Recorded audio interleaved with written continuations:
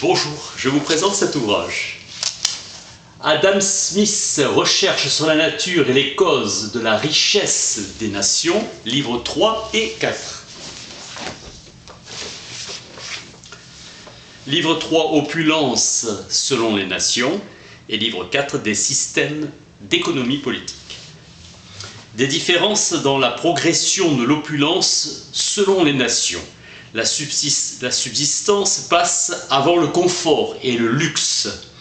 Préférence de consacrer le capital à la terre qui est sous son regard et à sa disposition. Le commerce procure aux habitants de la ville les matières premières pour leur ouvrage et leurs moyens de subsistance. Le capital s'oriente d'abord vers l'agriculture, puis l'artisanat et l'industrie, enfin vers le commerce extérieur.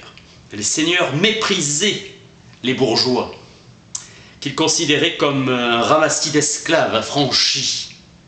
Leur richesse suscitait l'envie et leur indignation. Les bourgeois soutenaient le roi qui les soutenait contre les seigneurs. Le commerce des villes contribua au progrès des campagnes. C'est l'abondance de sa monnaie qui fait qu'on tient un homme pour riche, de même pour un pays. Amasser l'or et l'argent est le moyen le plus sûr de l'enrichir. Pour Gengis Khan, la richesse d'un pays se mesurait au nombre de moutons et de bœufs. Pour un Tartare, la conquête d'un pays se justifiait ainsi. Transport facile de l'or et de l'argent. Les marchandises consommables se détruisent rapidement, tandis que l'or et l'argent sont de nature durable, monnaie, orfèvrerie et réserve. Intérêt d'une nation dans ses relations commerciales avec les nations étrangères. Il est avantageux que le commerce soit libre.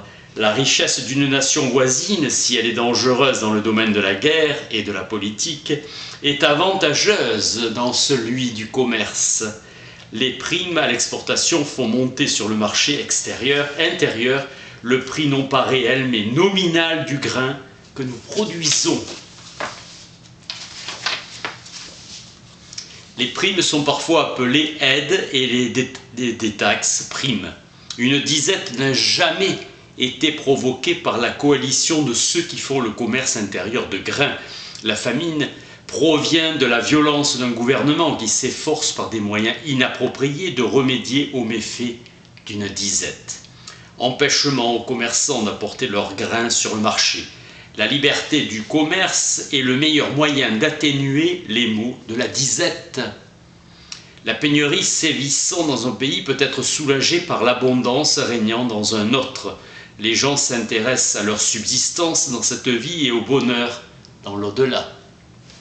Le gouvernement doit se rendre à leurs préjugés pour préserver la tranquillité publique. Loi sur les religions. Malgré les imperfections, on peut dire, comme des lois de Solon, que si elles ne sont pas les meilleures, c'est le mieux pour accepter les intérêts, les préjugés et l'esprit de l'époque. Les lois ouvriront peut-être en temps voulu la voie à de meilleures lois. L'établissement des colonies européennes en Amérique et aux Antilles n'a procédé d'aucune nécessité. La soif sacrée de l'or conduisit les entreprises dans le Nouveau Monde, Cortés. Vasco. Si l'or était trouvé, il s'installait, sinon il quittait le pays. Le projet de commerce avec les Indes fut à l'origine. Le lama était la seule bête de somme et sa force est inférieure à celle de l'âne. Le commerce se faisait par troc et la bêche de bois était le principal outil agricole. Cruelle extermination des indigènes lors de la conquête. Après le Portugal et l'Espagne et la défaite de son invincible armada, toutes les grandes nations qui avaient des ports sur l'océan fondèrent des colonies, anglais, français, hollandais à New York, danois et suédois dans le New Jersey. Le jésuite père Charlevoix a parcouru tout le Canada, alors colonie française. Des pirates et des flibustiers s'établirent à Saint-Domingue. L'abondance des bonnes terres et la liberté de conduire leurs propres affaires à leur guise sont les causes de la prospérité des nouvelles colonies.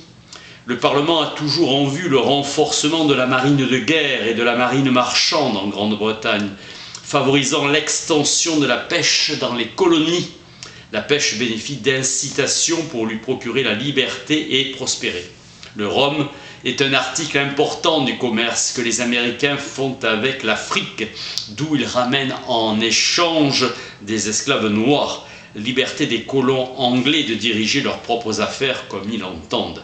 À Rome, lors de la période impériale, les esclaves étaient protégés et non pas sous la République. Le commerce avec les colonies a détourné le capital des autres branches britanniques. La condition d'esclave est meilleure sous un gouvernement arbitraire que sous un gouvernement libre. Vedius Pollio, en présence d'Auguste, donna l'ordre de couper en morceaux un de ses esclaves après une faute légère et le jeter dans son vivier à poissons. L'empereur, indigné, exigea l'émancipation de tous les esclaves de Pollio. Avec les colonies, l'éventualité d'une rupture avec la Grande-Bretagne a frappé d'une terreur plus grande que l'approche de l'invincible Armada ou une invasion française. Grâce aux colonies, ouverture d'un marché considérable, accroissement des excédents dans un marché libre et naturel, le monopole est nuisible à l'intérêt général du pays. L'idée de représentation était inconnue dans l'Antiquité. Lorsqu'on accorde à la plupart des habitants de l'Italie le privilège de devenir citoyen romain, ce fut la fin de la République romaine.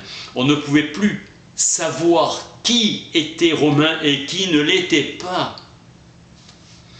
Colbert, ministre de Louis XIV, était un travailleur acharné qui a introduit ordre et méthode dans le recouvrement et la dépense des recettes de l'État.